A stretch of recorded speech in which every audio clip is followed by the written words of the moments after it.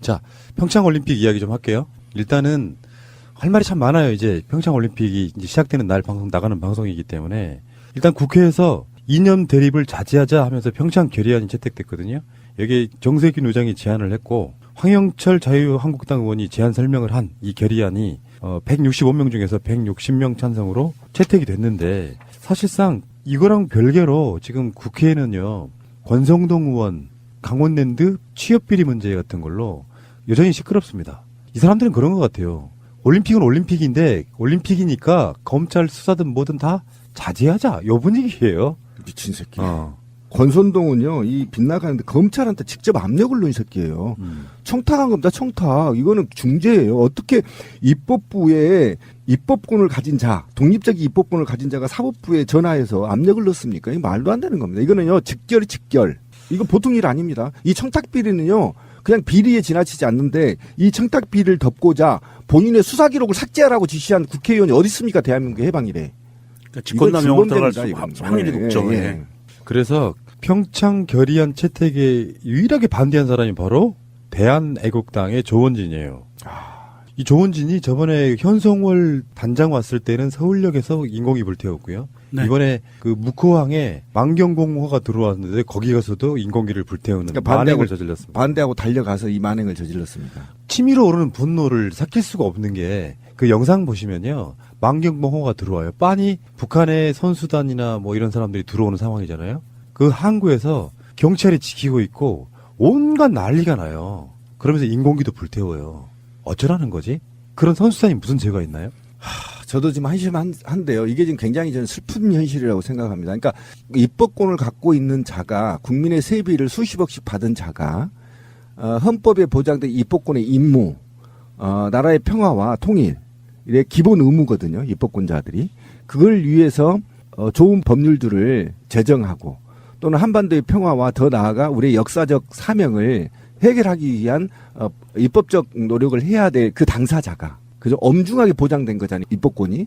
그런데 평화 올림픽을 하겠다고 협약을 하겠다는 체결식에서는 반대하고 달려가서 모처럼 만에 북한 선수들이 한국에 오는데 거기 가서 반대 집회를 하고 있었습니다.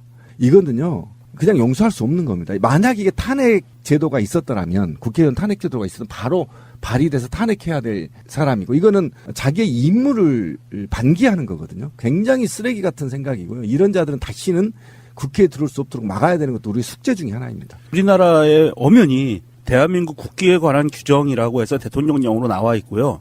거기에서는요. 109조에 외국을 모욕할 목적으로 그 나라의 공용에 공하는 국기 또는 국장을 손상 제거 또는 오욕한 자는 2년 이하의 징역 또는 60만 원 이하의 벌금에 처한다라고 규정돼 있어요.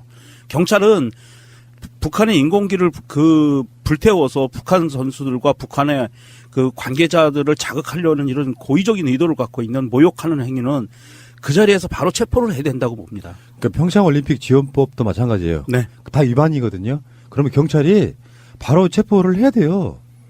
경찰 뭐 하십니까? 그러게 조원진이 뭐 그렇게 대단하다고. 이철성 청장님 뭐 하시냐고요? 다른 때는 그렇게 잘 잡아가두더니 왜 이런 사람들은 안 그러니까요. 잡아요? 그리고 이제 이 조원진이나 특히 저는 이제 이게 왜 슬프냐면 올림픽 정신이 쿠베르땡 기억나시죠? 너무 오래돼서 우리 초등학교 때인가 뭐 중학교 때 배우잖아요. 그렇지. 쿠베르탱 남작. 남작이라고 그러죠. 남작. 그런데 남자 아니에요. 이게 프랑스 사람이죠. 네, 아마 그럴 거예요. 그런데 이 올림픽이 뭐냐면 사실은 인류에서 전쟁으로 막닿는 것을 방지하고 평화를 유지하기 위한 기본적인 원칙이 있거든요. 올림픽 정신이라는 게. 그 다음에 페어플레이 정신이잖아요. 네, 페어플레이 정신이 뭐냐면 민주주의에서 굉장한 룰을 정확히 지키는 게임을 확산하면서 민주주의를 확대하는 이 철학적 의미를 갖고 있거든요. 근데 지금 우리나라 국회나 조원진 같은 사람들은 이거를 협약하게 된단 말이에요. 이리 이념전쟁 하지 말자. 그러면 올림픽 동계든 하계든 올림픽 정신을 훼손하는데 그거에 대해서 대한민국 국회가 협약한다는 것도 저는 눈물이 나는 상황이에요. 이런 나라가 몇이나 있을까? 정말 얼마나 쪽팔리는 일인가. 올림픽 정신을 고사하고 우리 헌법 정신도 이행하지 못한 게 입법부의 국회의원들이라는 겁니다. 오직 불안했으면 협약을 하자고 했겠습니까? 집권 여당이. 그러니까 일 자체도 지금 저는 굉장히 마음이 아프고 슬픈 현실이고요. 또 하나는 그런 게 좀 있어요. 사실 이제 우리도 좀 반성해야 되는 내 스스로도. 그러니까 민주주의라는 것은 사실은 다름과 틀림을 구분하고 나와 다름과 공존하는 거잖아요. 그죠? 그런데 이 공존하는 것인데 과연 그러면 나는 북이 싫어. 나는 일본이 좋아. 한나라당처럼. 나 미국이 좋아. 이렇게 말하는 것도 우리는 보장돼야 된다는 거죠. 예. 또 나는 북한이 좋아. 김정은이 트럼프하고 맞짱 뜨는 거 보면 속 시원해. 이렇게 이게 민주주의라는 거 원래 같이 공존하는 거거든요. 다름과 틀림을 구분하고 다름을 인정하는 사회. 이게 이제 민주주의인데 오직 이 사회가 한심했으면 이 정치권이 한심했으면 국회에서 협약까지 해야 되는 이런 슬픔이 있다라는 겁니다. 저는. 그러면 이것이 과연 어떤 문제인 거냐? 그러면 이념 우리가 지금 한국당이 2018년에 30년, 40년, 50년에 논쟁했던 그 이념 대립으로 끌고 내려가는 겁니다. 지금 후진국으로. 저 먼 역사 한 60, 70년 뒤로 끌고 가서 아직도 올림픽을 이념 전쟁으로 끌고 가는 게 한나라당이란 말이에요. 그럼 이 한나라당이 과연 그러면 우리 헌법이나 또는 지금 인류의 평화에 공존하는 이 정신에 기여하느냐? 저는 이게 반한다고 봅니다. 저는 이것도 국회의원 탄핵 사유다. 만약에 탄핵이 있었다면. 이건 국민이 절대 용서하지 말아야 되는 사항이고요. 정말 한심합니다. 아니 그냥 이 추운 날씨에 노인들이 이렇게 모여서 이렇게 한다는 것 자체가 저는 불가능하다고 생각하는데 여전히 뒷돈되는 사람들은 누구인가? 이게 핵심 아니에요? 알겠고요. 너무 흥분하지 마세요. 그런 사람들이 우리나라에 다수가 있는 게 아니라 정말 몇십 명도 안 되는 한 줌밖에 안 되는 사람들인데 그냥 법대로 합시다. 체포해야지 뭐. 자, 짧게 하나만 이야기할게요. 오노가 왔어요. 오노가. 오노. 바로 엊그제라고 생각했거든요. 근데 그게 2002년이니까 벌써 16년 전이에요. 아이고 오래됐다. 그 김동성의 오노. 난 이게 생각나는데 선이 이렇게 이게 나중에 월드컵 때 그 해 2002년 월드컵 때 우리나라 선수들의 세레머니 골 세레머니로. 바로 그 오노가 MBC 해설자로 우리나라에 왔습니다. 근데 그렇게 미워했던 그 반치광 오노도 그냥 해설자로 오니까 또 밉지가 않아. 이게 참 국민적 분노가 생겨가지고 당시 뭐 그 팟캐스트 생기기 한참 전인데 김구라, 황봉할 이런 사람들이 오노 만나겠다고 미국도 가고 막 그런 이유가 있을 정도였어요. 그렇죠. 추억 돋는다 진짜. 오노 언제적 오노냐. 어쨌든 저는 오노가 NBC에 해설위원으로 오는 거에 대해서 반대합니다. 왜 그러냐면 올림픽 정신은 있잖아요. 페어플레이입니다. 그래서 아니 정말 이건 웃을 일이 아니에요. 맞아. 저는 오노 하면 헐리우드 액션하고 올림픽 정신을 훼손하는 자. 그래서 세계적으로 쪽팔린 자. 굉장히 이 올림픽을 훼손한 자였거든요. 정신을 훼손한 자였는데 이자가 MBC에 그것도 평화올림픽인 평창올림픽 와서 NBC에 해설위원으로 오는 거에 대해서는 굉장히 좀 불쾌하고요. NBC? 예. 그러니까 그것과 관련해서 저는 우리도 성명서를 좀 내야 된다. 오노를 반대한다.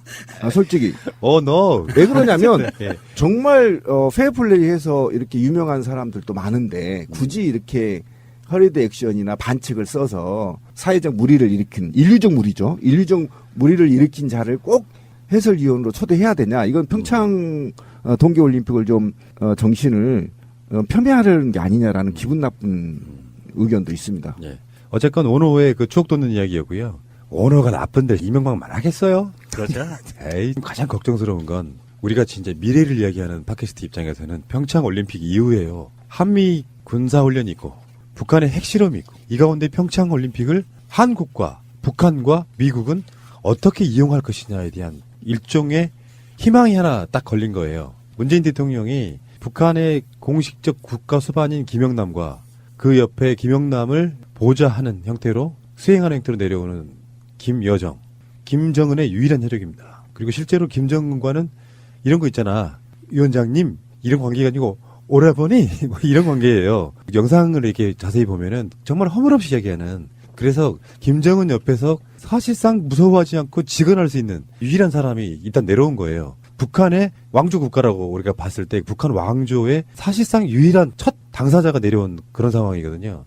이걸 문재인 정부가 어떻게 활용할 것이냐 하는 그 언론들의 예측 중에 문재인 대통령이 올림픽 개막한 다음 날인 10일 날 면담을 청와대가 추진하고 있다. 뭐 이런 식의 이야기가 나오고 있거든요. 만나게 된다면 물론 김영남과도 만나겠지만 김여정과의 어떤 만남을 통해 가지고 이게 북한 핵이라든지 한미 연합 군사훈련이라든지 이런 부분에 대한 실마리를 조금이라도 풀 수 있지 않겠냐. 뭐 이런 이야기들이 나오고 있습니다. 김여정이 그냥 내려온 건 아니고 방남단에다가 굉장히 힘을 실어주는 형태로 김여정이 온 게 아니냐는 이런 이야기들이 있는 거죠.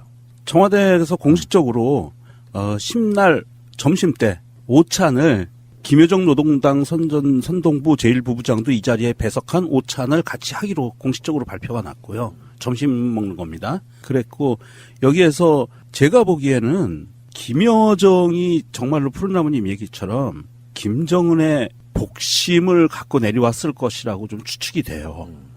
무슨 말씀이냐 하면 아마도 이게 문서 형태가 될지 언어 형태가 될지는 모르지만 보통들 얘기하는 친서가 전달이 되지 않을까라는 추측도 가능하고요.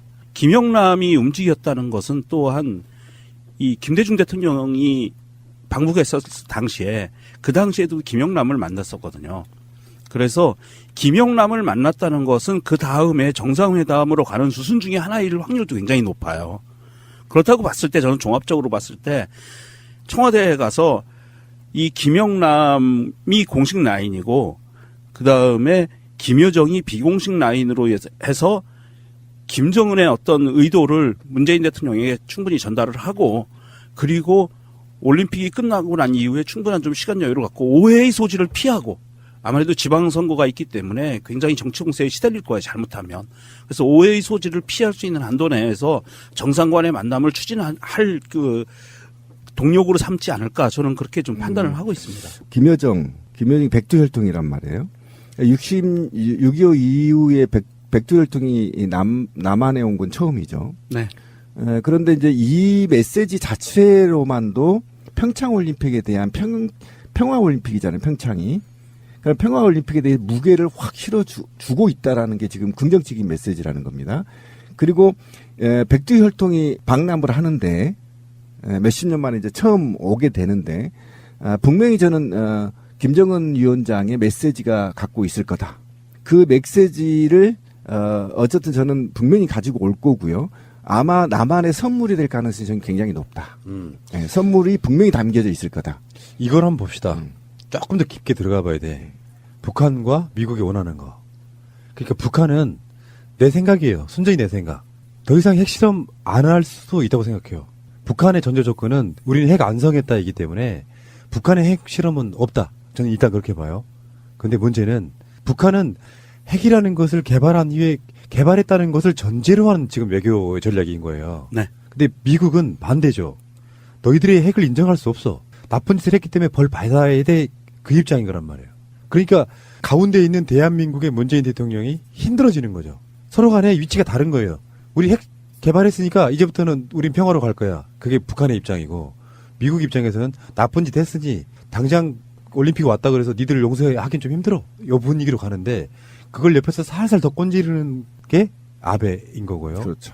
펜스 미 부통령도 광경파예요. 네. 스타일이 극우입니다. 뇌파에 극우. 가까운 사람이라. 저기 트럼프보다 더 극우입니다. 그럴 때 문재인 대통령이 이걸 어떻게 풀어야 되느냐. 그러니까 친서라든지 뭔가를 갖고 왔다고 하면 제 생각에는 그렇습니다. 서로 간의 전제 조건이라는 게 있는 거지.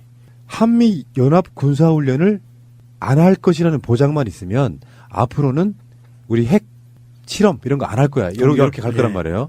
근데 미국 입장에서 그렇게 죽어도 못하죠. 핵이 존재하니까 우리는 해야 된다가 논리가 되는 거거든요. 이럴 때는 펜스하고 김영남하고 회담하는 방법밖에 없어요. 직접 만나게 해버려요. 그래서 중간점을 찾지 않으면 미국도 양보를 해야 돼요. 찾지 않으면 올림픽 이전으로 그냥 다시 또 금방 돌아가 버리는 거예요. 무슨 의미가 있냐고 이게 그러니까 지금. 그게 가장 큰 문제인데 저는 이제 이 문제가 문재인 대통령이 아마 잠을 못 자고 입술이 터지면서까지 고민하는 아마도 그런 상황일 것이고 그러면 우리 국민과 정치권은 어떻게 입장을 취해야 되냐고 종합적으로 좀 점검을 해볼 필요가 있어요. 이건 좋은 기회이기 때문에. 근데 어쨌든 펜스 이 녀석하고 아베 이 녀석하고 한나라당의 대한민국 구구들 그다음에 조중동을 중심으로 해서 요즘은 이제 아시아경제까지 포함됐더라고요. 이자들은 절대 한반도의 평화협정 체계를 반대할 것입니다. 끝까지 반대할 것이고 지금도 지금 반대하고 있습니다. 여기에 이제 유승민까지 합류를 했죠. 저는 유승민이 그래도 희망이었다고 보수의 희망이라고 봤는데 유승민도 저는 이제 아웃될 수밖에 없는 상황에 직면해 있는데 그런데 북한이 무엇을 갖고 오냐는 선물 중에 하나가 저는 만약에 핵실험을 추가로 하지 않는다면 저는 마지막 한 방이 남았거든요. 이렇게 봅니다. 북한이 마지막 한 방이 남았다고 저는 보는 거예요. 핵이. 마지막 핵실험을 성공하고 선언을 하게 돼 있는데 이 선언 직전 단계에 있단 말이에요. 그럼 마지막 핵실험 카드를 놓고 평화협정에 돌입할 가능성이 굉장히 높습니다. 그러면 북한에서 좋아, 영구 평화협정 하자. 그리고 이후에 남한에 있는 한미 이 군사훈련 중단하고 우리 핵실험 중단하겠다. 이렇게 걸 거란 말이에요. 그러면 미국은 그러면 핵폐기 수순으로 가자. 이렇게 할 겁니다. 북한에. 그러면 북한이 어떻게 할 거냐? 핵폐기 수순은 못 갈 거란 말이에요. 그죠? 못 갈 거란 말이에요. 그런데 저는 이제 화가 난 게 아까도 얘기했지만 프레임의 전환에 지금 우리 이 정치권이나 또는 우리 진보 민주계, 범진보 민주계라 하더라도 북한의 핵실험과 이 평화학은 좀 다르게 봐야 될 프레임이 있다라는 겁니다. 지금 보십시오. 미국과 러시아가 며칠 전에 선언했습니다. 소형 핵폭탄을 개발하겠다고 선언했습니다. 이건 뭐냐면 피해를 최소화시키고 목표점 타겟을 정확하게 응징할 수 있는 소형 핵폭탄을 개발하겠다고 했거든요. 그러면 자, 미소는 핵폭탄을 개발하고 북한은 핵폭탄을 개발하지 못한다. 이것이 과연 게임의 룰이 맞는 거냐. 여기서부터는 프레임의 전환이 필요하다는 겁니다. 그러면 예, 분명히 필요하다는 거예요. 그러면 북한이나 남한이나 평화를 주장하는 세력들이 이 매파들과 제국주의와 대등한 관계를 가지려면 그러면 n분의 1로 축소하자 이렇게 제안합니다. NPT의 규약대로. 그러면 북한이 12개에서 20개 정도 지금 인정을 받고 있는 거 아닙니까? 그 다음에 지금 미국 같은 경우에 약 3만 7천 개 정도가 있다란 말이에요. 그러면 3만 7천 개 대 20대. 러시아 2만 개 넘죠, 2만 개. 중국 300개 넘죠, 300개. 등등. 비율로 나서 줄이기 시작하자. 그래서 인류의 핵을 없애자. 이런 제안들을 우리 국민도 해야 되고 정치권이 해야 된다고 봅니다. 그래야만 이 문제가 해결이 되고요.